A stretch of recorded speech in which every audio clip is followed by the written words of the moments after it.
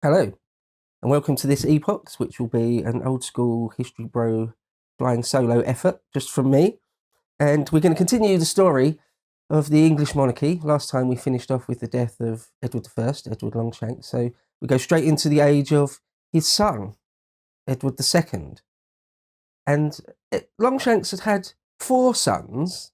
He'd had loads of children, loads. Like he had 10 daughters, only 5 of which survived. And he had 4 sons, only 1 of which survived. So right there you can see the infant mortality, because all these children died in infancy or in childhood. You can see that infant mortality in the 13th century was very, very high.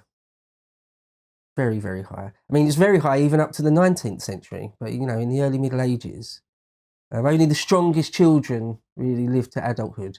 And so Edward II had older brothers, and Alfonso. Remember, Longshanks' first wife was a Spanish woman, Eleanor of Castile.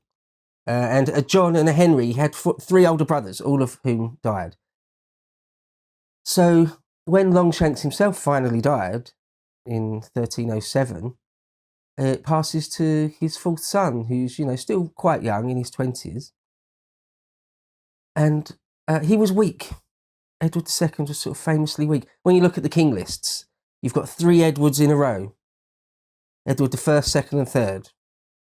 And Edward I and Edward III are both very strong kings, military kings, martial kings. And Edward II just isn't.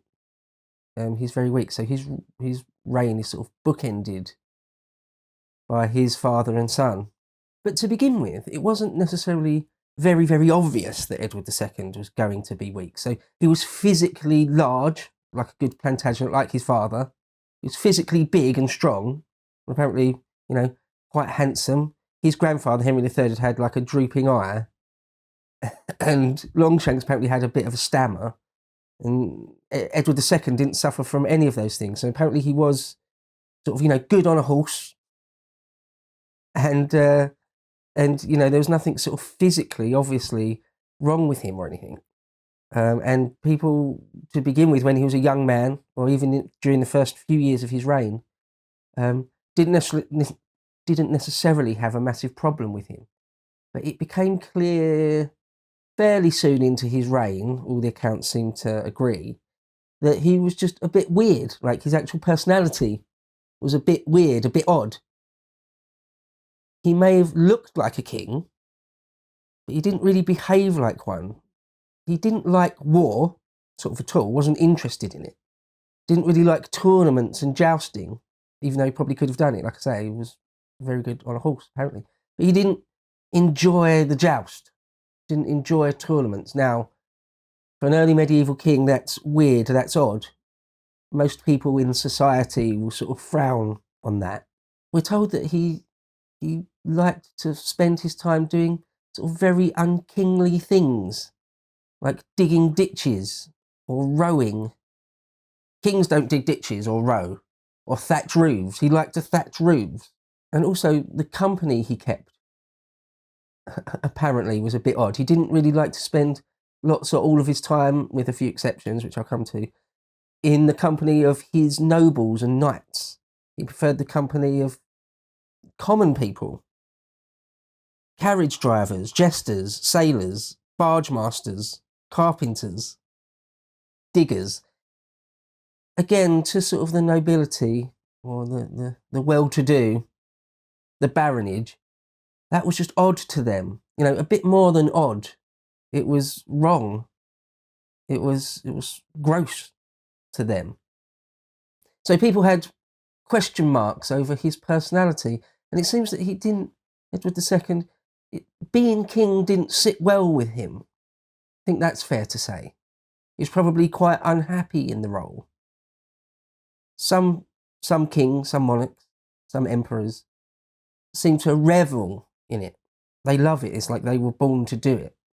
And others, are very, very uncomfortable. Edward II seems to be one of those people that probably would have lived a happier life not being the king. But then, such is the lot of a hereditary monarch. You don't really get to choose. if it falls to you, you're sort of obliged to do it by duty. But perhaps Edward II could have spent his time, well, he would have spent his time doing other things. He wasn't interested in the business of government particularly. He wasn't interested in, the job of balancing books and things. Wasn't particularly interested in, building factions about himself, making his political position safe or anything like that. He liked to sort of fritter away his time with his favourites. So that's one of the first things to mention. One of the biggest takeaway headlines for the rule of Edward II is that he's always accused of having favourites and allowing his time and energy to be dominated by just a very small number of people that he favoured. And again, when you're an early medieval king, you need to sort of be seen to not have massive favourites. I mean, it's okay to have favourites, of course. It's okay to have an inner entourage and things. But when you exclude powerful and rich men, when you do it to the point of excluding extremely powerful people that you need to have on side, well, then it becomes a problem. The first one, the most famous one, is a chap called Piers Gaveston. Any account of the life and reign of Edward II, especially the early part, is inextricably linked with the story of Piers Gaveston. So when Edward II was young, about 16, while he was still only Prince of Wales, while Longshanks was still alive, the son of a Gascon knight was sent by Longshanks, actually, to be part of his entourage, this Piers Gaveston, who was about the same age, I think maybe a year or two older, but about the same age. And it seems that Edward II, over the next few years, fell in love with him. Now, I use that word love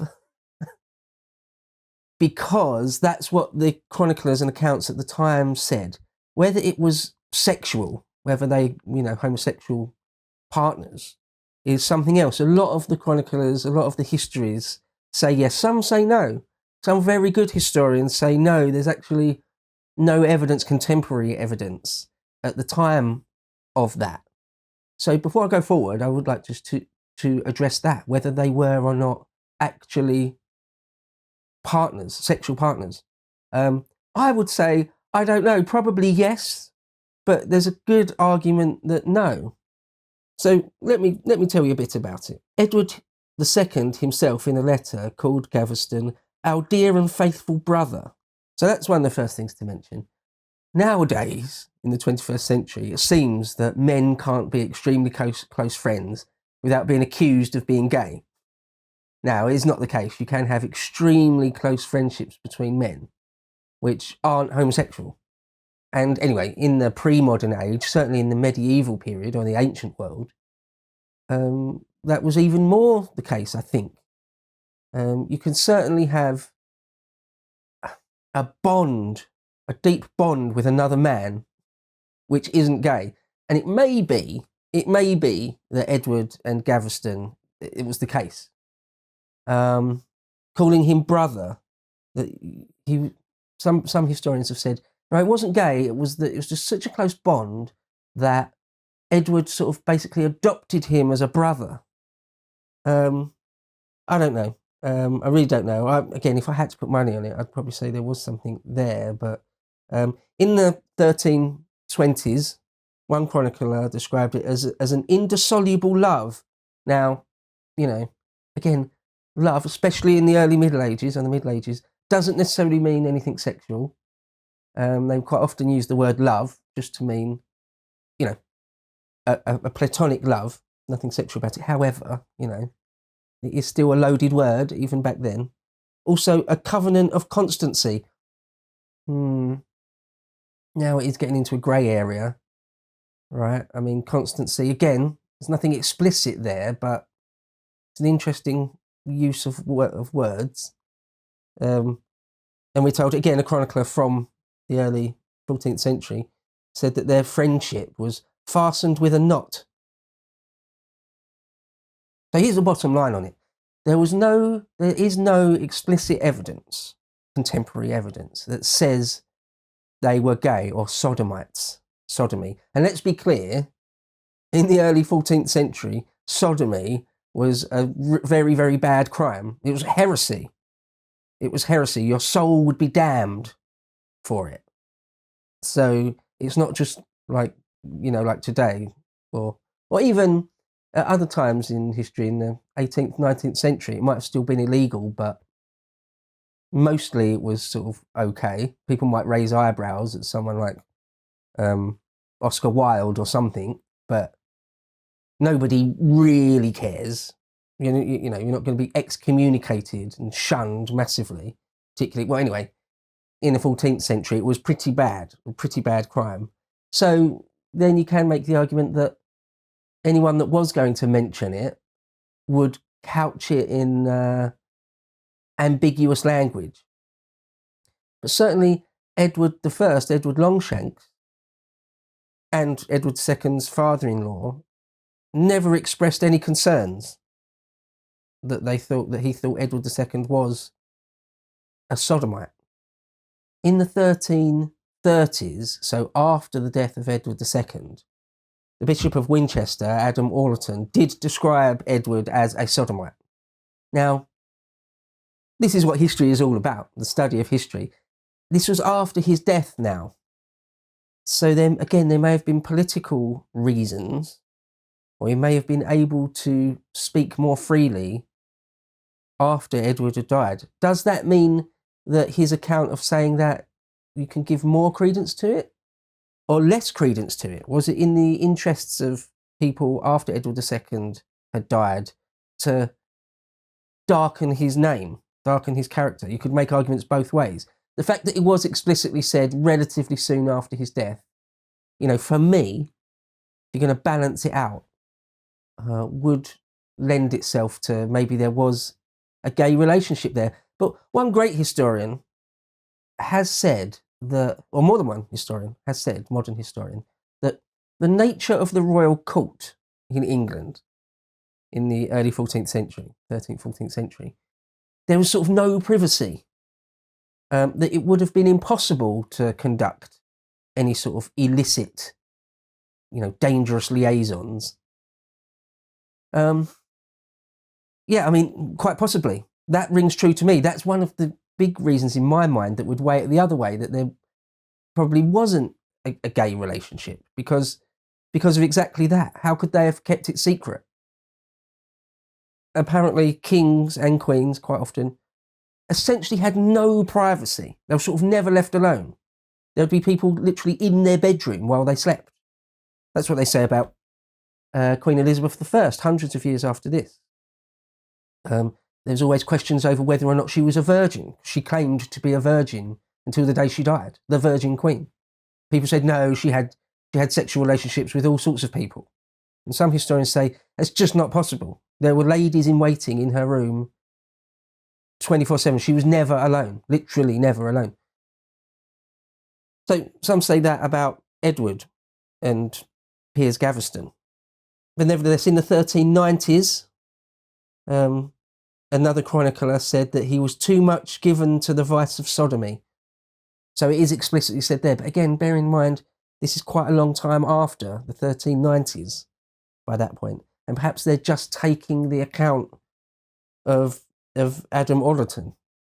Apparently, one last thing to say about Adam Orlerton, the Bishop of Winchester's account, is that later, but during his own lifetime, someone said, wait, didn't you accuse the late king of being a sodomite? You explicitly said that. And he apparently backpedaled. He says, no, I was talking about somebody else. I was talking about Hugh Despenser. It wasn't Edward. So anyway, there's a grey area. A lot of historians, most historians do say that they were in a gay relationship. But there is, I would probably, I suppose, again, if I had to put money on it, agree with that. But there is a strong argument that they weren't. It is totally possible that they weren't. If I can quote from the Oxford historian Charles Oman, he wrote this, quote, "Seldom did a son contrast so strangely with his father as did Edward of Carmarthen with Edward the Hammer of the Scots. The mighty warrior and statesman begot a shiftless, thriftless craven, a coward, who did his best to bring rack and ruin to all that his sire had built up. That's what I said at the beginning. There's a massive contrast between the three Edwards. Sort of strong, weak, strong again. A bit further down in the text, Omar goes on to say, the new king was neither cruel nor vicious, but he was inconceivably obstinate, idle, and thriftless. So that's twice he's called him thriftless. Charles Omar insists Edward II was thriftless. He goes on, it has been said of him that he was, quote, the first king of England since the conquest who was not a man of business. That was a quote at the time.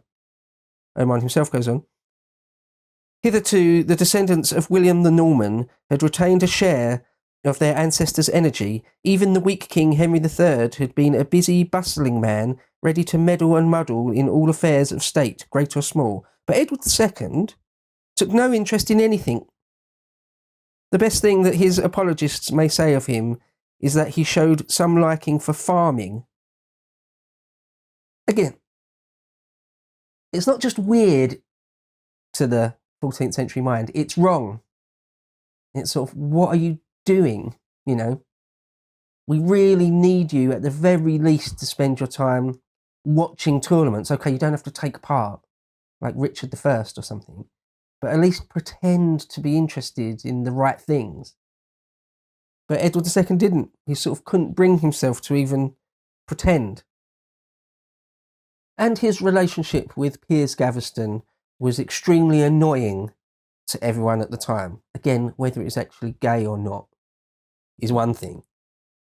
But just in general, the whole relationship rubbed basically everyone up the wrong way. Because it seems, all the accounts agree, all the historians agree, that the degree to which Edward took his favouritism for Piers Gaveston was way beyond anything else. He sort of lavished titles and money and gifts on him to kind of an absurd degree, again, at the expense of everyone else as well. Now, to throw fuel on the fire, Piers Gaveston himself rubbed everyone up the wrong way. Apparently he was very, very arrogant and didn't try to ingratiate himself in any way with the other powerful magnates, with the baronage. Historian Christopher Lee, not to be confused with the actor Christopher Lee, the historian Christopher Lee said of Edward II that he was, quote, a feckless prince whose obsession for Piers Gaveston, a son of a Gascon knight, was to bring about anarchy and war. It goes way beyond the realm of anything reasonable, this relationship between Piers Gaveston and Edward II. And people just thought he was arrogant and haughty. The word haughty comes up a lot, this Piers Gaveston. That he did nothing to stop everyone around him from hating him. Well, this sort of thing just can't go on forever. I can give you a line or two from Sir Winston Churchill in the History of English-Speaking Peoples. Churchill said, quote, Edward II's reign may fairly be regarded as a melancholy appendix to his father's and the prelude to his son's reign. He was addicted to rowing, swimming and baths. He carried his friendship for his advisers beyond dignity and decency. On the death of Edward I, the barons succeeded in gaining control of the mixed body of powerful magnates and competent household officials called the Curia Regis. They set up a committee called the Lord Ordainers, who represented the baronial and ecclesiastical interests of the state. Scotland and France remained the external problems confronting these new masters of government. But their first anger was directed upon the favourite of the king, Piers Gaveston, a young, handsome Gascon, enjoyed his fullest confidence, the king's fullest confidence. His decisions made or marred. In other words, Piers Gaveston had the ear of the king so much. They weren't just friends. The king would listen to him, take his advice. So he's a political player. He's not just his friend, stroke possible lover. He's powerful, very, very powerful. He can make decisions. He can get the king to make decisions. That's not going to do for sort of a lowly knight to have that much power. It's not going to fly for too long. Churchill goes on, there was a temper which would submit to the rule of a king, but would not tolerate the pretensions of his personal courtiers. The Barons' party attacked Piers Gaveston politically, at first politically.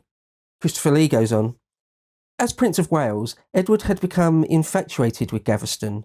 Upon immediately becoming king, Edward made his young friend Earl of Cornwall. The earldom of Cornwall was one of the most powerful, richest earldoms. So he's raised this almost nobody. He wasn't a peasant. He came from sort of the knightly class, but he wasn't a blue-blooded, landed gentry type. He now is. He's made him an earl. Got to be very careful in the Middle Ages, early Middle Ages, doing things like that, because the existing earls and barons are not going to take kindly to an upstart being allowed into their ranks. So Edward made Gaveston an earl. Lee goes on, when the king went to France to marry Isabella, which he did straight after becoming king, really, Isabella, the 12-year-old daughter of Philip IV of France, he left Gaveston as keeper of the realm, effectively ruler of England. So now he's made him a regent in all but name.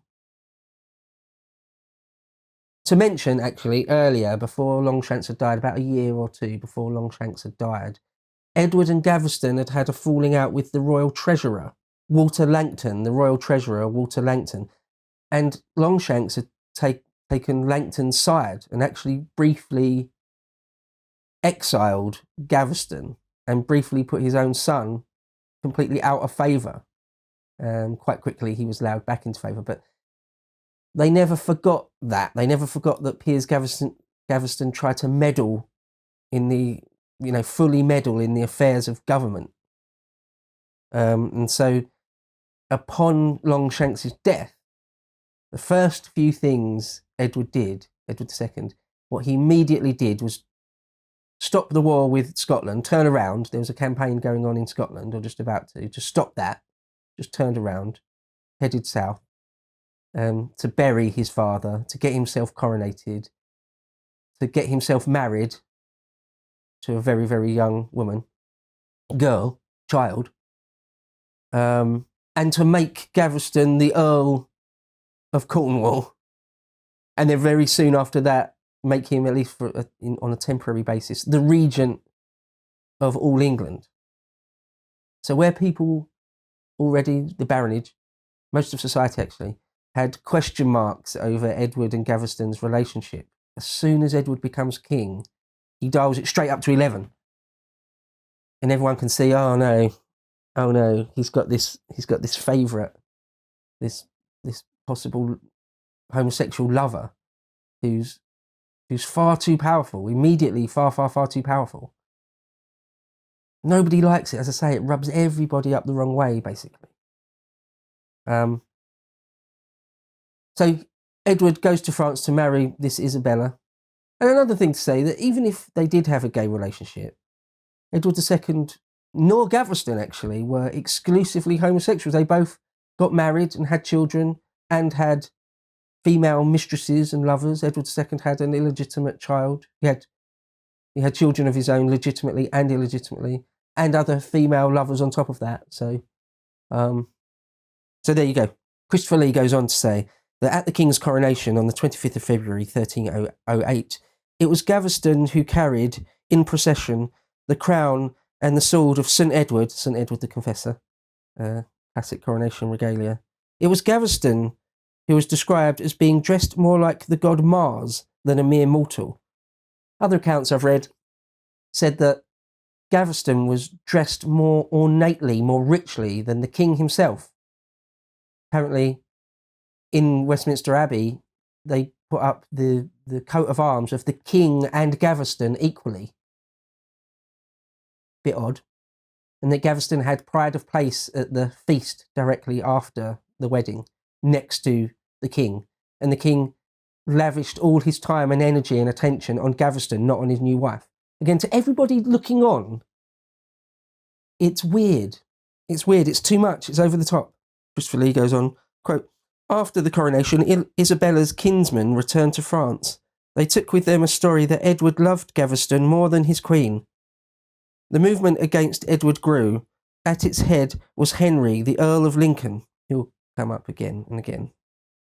Lincoln, the Earl of Lincoln. The barons would stand for no more of this domination by the king's favourite. An ordinance was presented to Edward, demanding their dignity be returned to the crown. Indiscretion was one thing, but allowing the object of that indiscretion to become a powerful figure in the governance of the realm was quite another. In other words, Gaveston must be banished.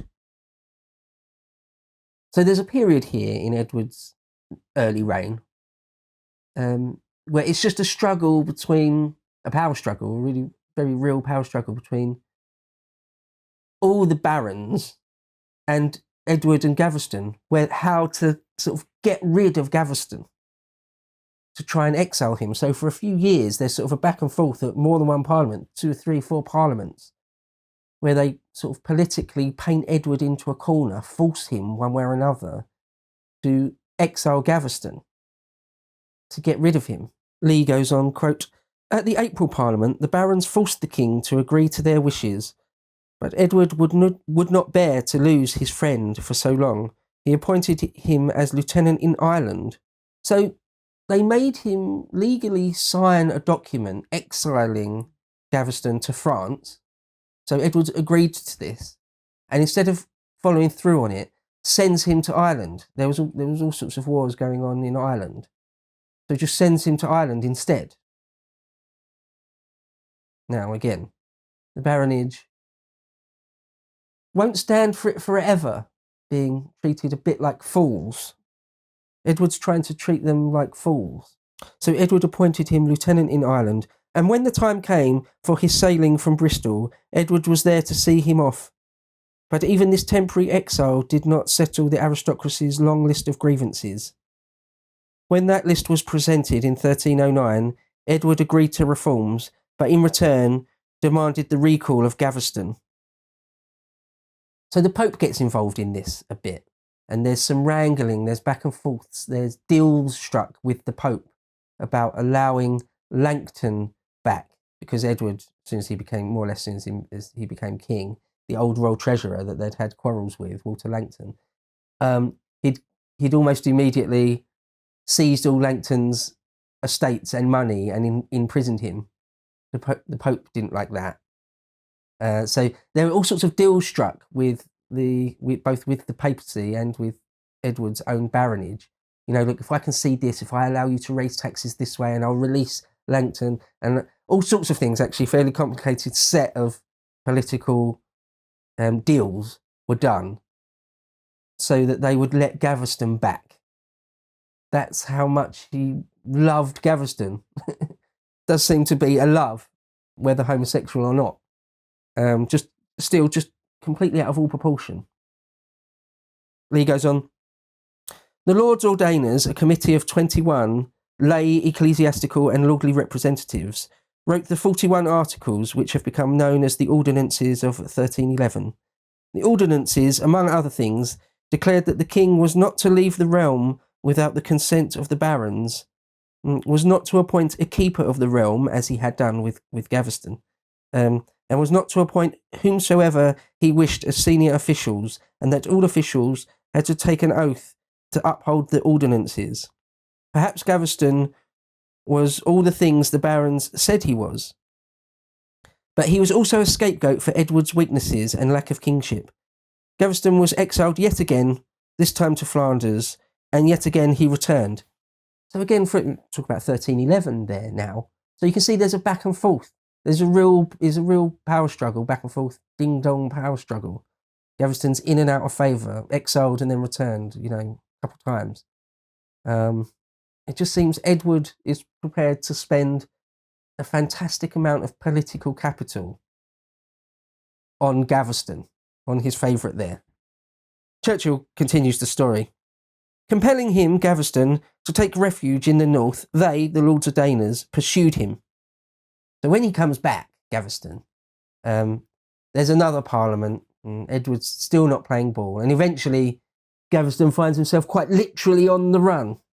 Well, there's a whole period before this where Edward and Gaveston had raised an army, taken it north, because all the troubles with Scotland and Robert Bruce hadn't finished. You know, Edward Longshanks dies in the middle of a campaign, and Edward, upon becoming king, had just turned round and abandoned that campaign. So Bruce and the Scottish question is still afoot. To watch the full video, please become a premium member at lotuseaters.com.